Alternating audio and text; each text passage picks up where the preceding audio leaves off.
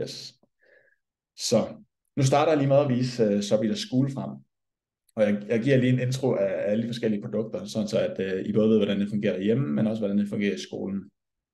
Så når man skal bruge det i skolen, så får man sådan en skolelicens igennem Vitech, og de sender så sådan en guide til, hvordan man installerer Subreader på sin computer.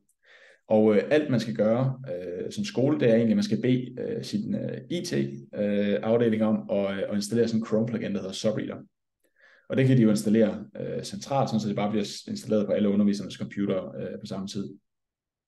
Når det er installeret, så vil der ikke lige være den her video til at starte med, men der vil være en knap, der hedder Login for undervisere.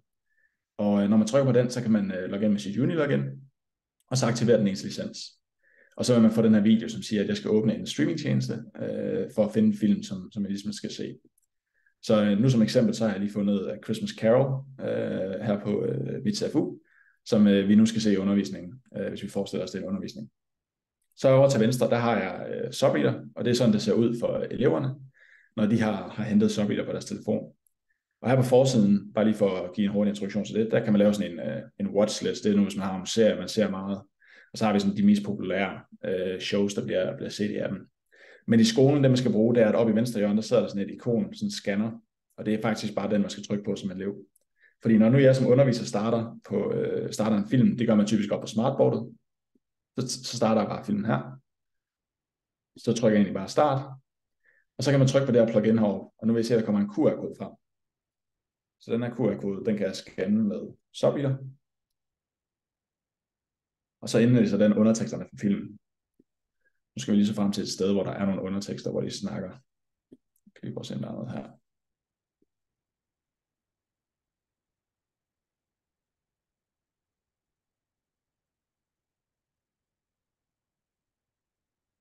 Det er altså så svært, når man giver en demo, så er der aldrig nogen, der siger noget i filmen.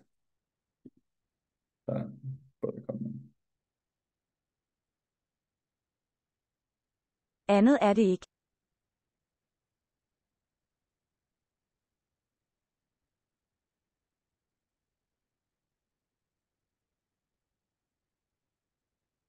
Det er lidt et dårligt tidspunkt lige valgt.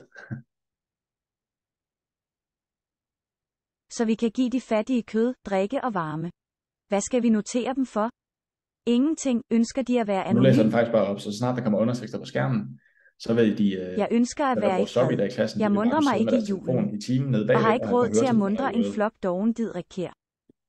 Og jeg skal nok lige give en demo af de forskellige stemmer lige med, men hele ideen er egentlig, at nu er telefonen koblet til computeren, så når der bliver sat en film på, så vil de automatisk bare blive læst højt, så eleven kan bare komme telefonen i lommen, og så har de her høretelefoner i ørerne. Og det man som elev så har mulighed for nu, det er, at man har mulighed for at vælge forskellige stemmer. Så skulle de tage at gøre det, så vi får sat skik på overbefolkningen. Nu har vi en kvindelig stemme, vi kan også skifte til en mandlig stemme. Farvel, de herrer. Farvel. Og ligeledes så kan man justere sprog, så hvis nu man har en film på tysk, så vil vi også kunne læse højt på tysk, hvis der er tyske undertekster. Og man kan også ændre læsehastigheden. Der er nogle ordblinde, de er rigtig gode til at have hurtige hastigheder, fordi det er det, de er vant til. Og så kan man bare indstille det. Du vil vel sagtens have fri hele dagen i morgen? Og men hvis man er ny til de her læseværktøjer, kan man også det passer dem. Sætte hastigheden lidt ned. Det gør det ikke, og det er ikke rimeligt. Hvis jeg trækker dig i løn, ville du føle dig snydt? Subreader, den synkroniserer hele tiden med computeren, så hvis man spoler frem og tilbage i filmen, så vil den automatisk komme frem og tilbage også. Således at det passer, og man ikke hele tiden skal scanne koden i forhold til det. Så det er sådan set den måde, det fungerer på. Det man skal være opmærksom på mit CFU, det er, at det er ikke alle film, der har undertekster. Der er et par film, hvor underteksten de er brændt ind i selve videoen, og det betyder, at så ligger de ikke som tekstfiler, og så kan vi ikke læse dem højt lige nu. Og den måde, man kan se, om der ligger undertekster på den film, man skal til at se i undervisningen, det er, at der ligger den her CC-knap. Det vil sige, at man kan slå underteksterne til og fra. Så det er vigtigt, at man som underviser lige tjekker det, når man vælger film, at der ligesom er nogle undertekster, vi kan læse højt. Fordi hvis der ikke er det, så skal vi i Subreader have lavet nogle undertekster til selve filmen. Og det kan vi også godt gøre. Vi skal bare vide det lidt tid, før man skal bruge filmen. Og den måde, man kan gøre det på og anmode os om at lave de her undertekster, det er et nyt produkt, vi har lavet her for nylig. Det er, at lad os sige, at jeg har en film her uden undertekster. Når jeg så trykker på Subreader heroppe, så vil den sige hernede i bunden, der vil den sige, der er ikke nogen tilgængelige undertekster. Og så vil man kunne trykke anmod om undertekster. Så får vi en besked om, at du gerne vil bruge den her film i undervisningen, og så laver vi en undertekstfil og sender til mit CFU, således de så kan lægge dem ind på filmen senere. Man skal lige være opmærksom på, at det tager et par uger for os at lave de her undertekster, fordi vi skal sidde manuelt og lave dem. Så man skal gerne gøre det i lidt god tid, for at vi kan være sikre på, at det kan lade sig gøre. Men hvis man gør det, så får vi direkte anmodning, og så sender vi underteksterne videre til mit CFU, og så vil den være understøttet på et senere tidspunkt. Så det er bare lige et trick, hvis man finder en film, man gerne vil bruge i undervisningen, men der ikke er undertekster på den lige nu. Men den her metode, den fungerer faktisk også på andre tjenester. Så nu sagde jeg også, at vi havde DR TV. På DR TV. Så hvis jeg finder en film her, det kan være en dokumentar. Det kan være den her. Så hvis jeg starter den her. Rôznej závažnej kriminalite.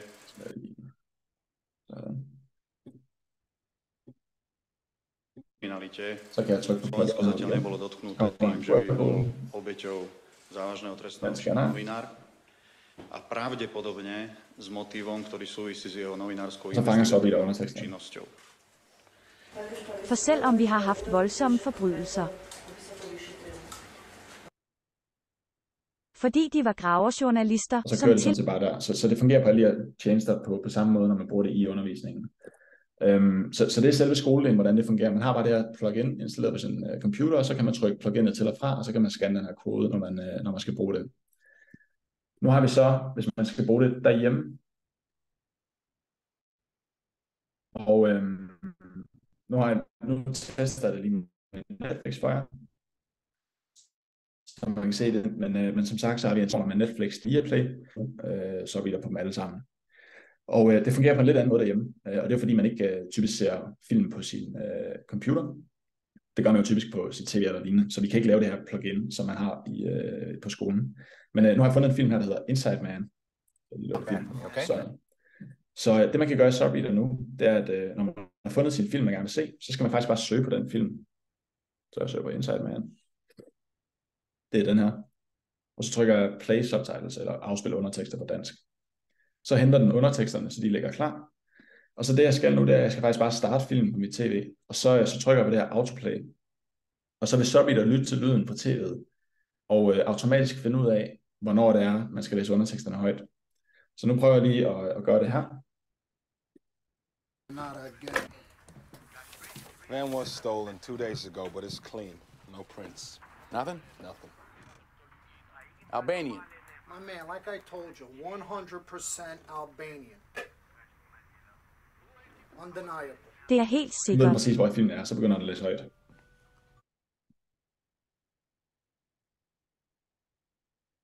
Skal vi selvfølgelig lige se. Nu er der selvfølgelig ikke nogen undertekster igen. Men det tror jeg, det kommer lige om lidt. Værsgo, tak.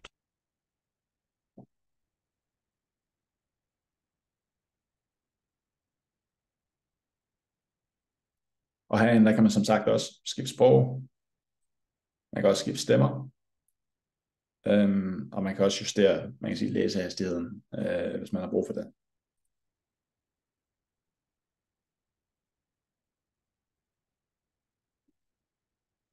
Hallo, der går det lede møgdyr. Du troede, du slap afsted med det, hvad? Hvordan virker det? Man får point for at lave snavs, som at stjæle biler eller sælge crack. Så det er egentlig sådan, det fungerer på tværs af de forskellige streamingtjenester. Det eneste vi har, det er, at hvis man bruger det på Viaplay, så kan vi ikke lave det her autosynkronisering. Så hvis nu jeg tager en film på Viaplay, det kan være den her, så kan man se, så virker det her autoplay ikke.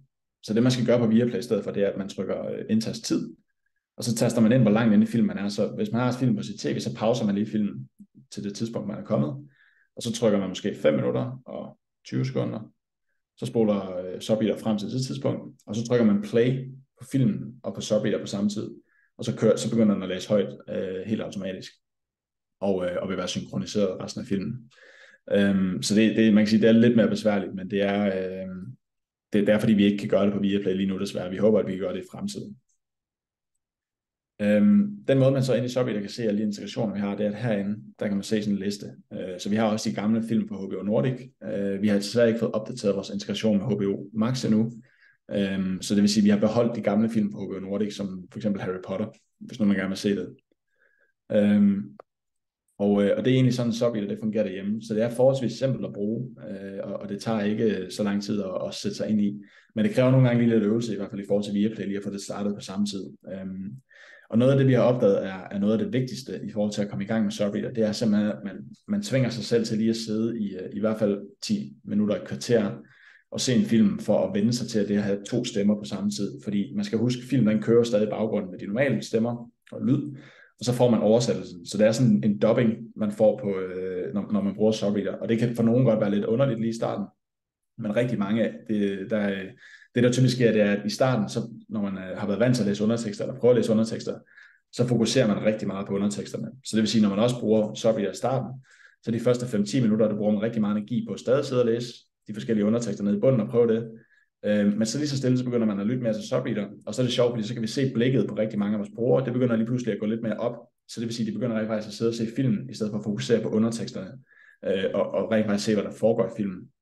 Fordi at, vi har lavet en masse tests og undersøgelser med vores brugere, hvor vi har sammenlignet med, når de bruger det med ShopEater, og når de bruger det uden ShopEater. Og vi kan tydeligt se, når de bruger det uden ShopEater, så øjnene de er rigtig meget fokuseret på de nederste 20% af skærmen, hvor der underteksterne typisk er, og de glipper simpelthen, hvad der er på toppen af skærmen. Hvor når de så bruger ShopEater, så er det rigtig fedt at se, at blikket det ligesom går lidt mere op, og man kan fokusere mere på filmen og slappe lidt mere af. Til sidst så vil jeg lige vise ShopEater Cinema i biografen. Og inde i appen, der har vi sådan et kort, hvor man kan se alle de forskellige biografer, der bruger ShopEater. Så vi har en rigtig masse biografer rigtig mange biografer i Danmark, man kan bruge. Man kan bare trykke på de forskellige nåle, og så vil den vise, hvad der er for nogle biografer, vi har. Vi har også nogle i Sverige, hvis man skulle en tur derover og gerne vil se film. Og når man kommer ind i biografen, så bruger man bare den samme scanner, som ligger heroppe i venstre hjørne, som man har gjort i skolen. Og så kører det sådan set bare, og så bliver der automatisk læst højt. Et andet lille sidste trick, jeg måske lige vil give med, inden vi går over til spørgsmål, det er, at når man søger i appen derhjemme, så kan man søge på tværs af alle vores forskellige streamingtjenester. Så hvis nu jeg søger på Avatar, så kommer der både noget fra Netflix, det kan man se oppe i venstre hjørne, og der kommer noget fra Disney. Men hvis nu jeg søger på, hvis nu man ved, at man skal se noget på Netflix, så kan man faktisk bare trykke på Netflix her, og så søger den kun på Netflix. Så det er så her, jeg kan søge på Inside Man for eksempel. Og så kommer der kun titler frem fra Netflix. Så det gør det lidt nemmere lige at finde den film, man gerne vil se.